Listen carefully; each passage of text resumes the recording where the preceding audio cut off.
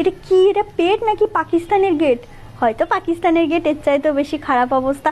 যাক গে, দেখে মনে হচ্ছে এনার পেটের ওপরে কেউ বুলডোজার চালিয়ে দিয়েছে, আর নয়তো জাপানের ভূমিকম্প ওনার স্ত্রীর সাথে ঝগড়া করে এসে যতক্ষণ এনার পেটের ওপরে উগড়িয়ে দিয়েছে। স্মৃতি সিঁদুর চেটে দিল ইঁদুর, অনেক শুনেছি অনেক দেখেছি, কিন্তু নিজের নাভি চেটে নিল ভাবি, এটা আমি প্রথম দেখলাম। নিজের নাভি নিজের না চেটে বরকে বলো বগলটা দিতে চেটে, নয়তো কদিন পর ওখানে পোকারা পাঠি দেবে। এ কোনো সাধারণ মেয়ে নয়লা গাইস, এ হলো নিজের নাভির নোংরা বার করে খাওয়া ভাবি। না মানে চাটার তো অনেক কিছু আছে, লেবু আছে, আমের আচার আছে, আমসত্ত্ব আছে, বিট লবণ আছে, যেমন আমি এখন তোমাকে চাটছি।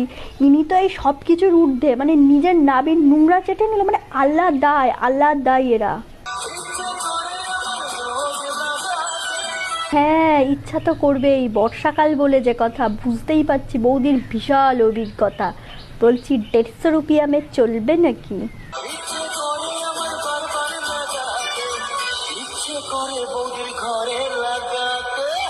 না মানে এরকম পান খাওয়ার জিভ নিয়ে আর লোম ভর্তি বগল নিয়ে আর ছ্যাদ্রানো পেট দেখিয়ে এরা নিজেদেরকে কীভাবে খুব বড় মাপের সেক্সি। আমার তো মনে হয় পচা পান্তার ফেলে দেওয়ার ডেচকি।